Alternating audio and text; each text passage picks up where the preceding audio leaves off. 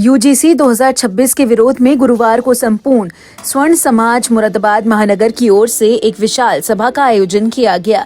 यह सभा Ambedkar park civil lines से आयोजित हुई, जिसमें हजारों की संख्या में समाज जन उपस्थित रहे। सभा के उपरांत जिलाधिकारी को एक ज्ञापन सौंपा गया। ज्ञापन में यूजीसी 2026 को काला कानून घोषित करते हुए इसे तत्काल प्रभाव से वापस लेने की मांग की गई। साथ ही यह ज्ञापन प्रधानमंत्री नरेंद्र मोदी एवं उत्तर प्रदेश के मुख्यमंत्री योगी आदित्यनाथ के समक्ष प्रस्तुत करने का आग्रह किया गया।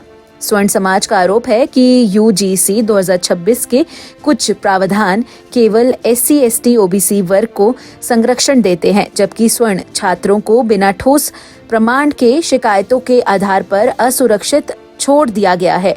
इस अवसर पर अखिल भारतीय ब्राह्मण महासभा, अखिल भारतीय क्षत्रिय महासभा, अखिल भारतीय अग्रवाल महासभा, अखिल भारतीय कायस्थ महासभा, स्वर्ण आर्मी सहित अन्य स्वर्ण संगठनों ने एकजुटता का प्रदर्शन किया। सभा में विशेष रूप से यूजीसी 2026 के रेगुलेशन 3C को जाति तटस्थ बनाने और झूठी शिकायतों के आधार पर स्वर्ण छात्रों के विरुद्ध एक तरफा कार्यवाही पर रोक लगाने की मांग उठाई गई है। वक्ताओं ने कहा कि यह कानून संविधान के समानता के सिद्धांत अनुच्छेद 14 के विपरीत है और इसकी वैधता को लेकर सुप्रीम कोर्ट में याचिका भी लंबित है। नेताओं ने चेतावनी दी कि यदि 15 दिनों के भीतर मांगे पूरी नहीं हुई तो मुरादाबाद सहित पूरे उत्तर प्रदेश में शांतिपूर्ण आंदोलन को और तेज किया जाएगा। सामान्य जाति के लोग हैं।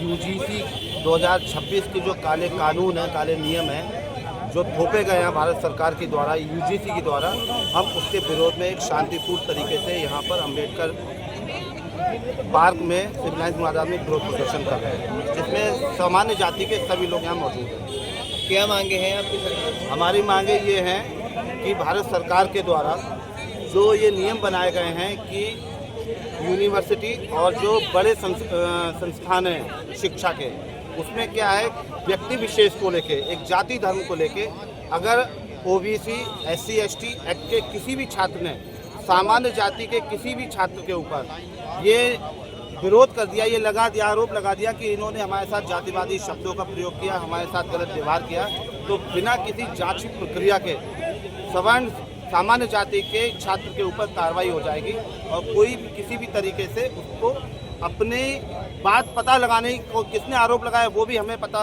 नहीं चल पाएगा। ये ऐसे नियम बनाए हैं भारत सरकार ने। यूजीसी किसको ज्ञापन दिया जाएगा आज आपके जी? किसको ज्ञापन देंगे आज?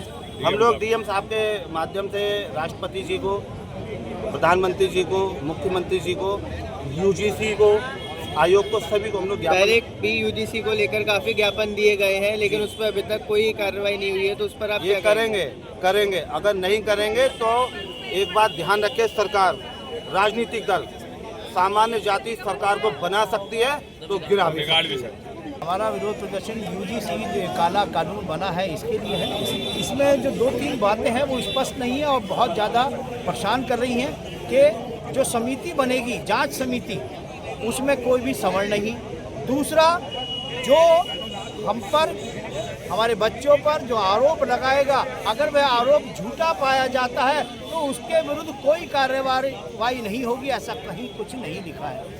तो ये चीज़ें स्पष्ट होनी चाहिए कि जो अगर शिकायत झूठी पाई जाए, हम किसी के विरोध में, हम चाहते हैं सब समाज साथ हो, लेकिन यदि शिकायत झूठी पाई जाए तब आप क्या कर रहे हैं, तो उसके विरुद्ध क्या कार्रवाई होगी, उसको क्या सजा मिलेगी?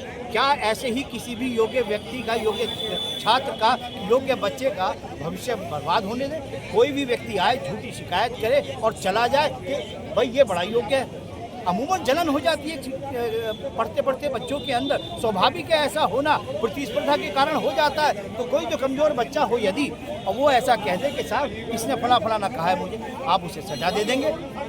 अगर मान लीजिए जांच होती है, जांच समिति में सभी समाज के लोग बैठते हैं, सभी जातियों के लोग बैठते हैं, निष्पक्ष होकर जांच करते हैं और वह पाई जाती है कि ये शिकायत झूठी थी, तो उसके खिलाफ क्या सजा होगी? झूठी शिकायत के खिलाफ इसका कोई प्रावधान नहीं है, कोई इस विषय पर चर्चा नहीं है, स्पष्टीकरण नहीं है। तो धर्मेंद्र प्रधान ने, मुझे तो लगता है कि सरकार को बदनाम किया, अपनी भी, और इन हिंदुओं के बीच ऐसा वातावरण बनाने का प्रयास है कि एक दूसरे के बीच साथ सामने तलवार लेकर खड़े हो जाएं।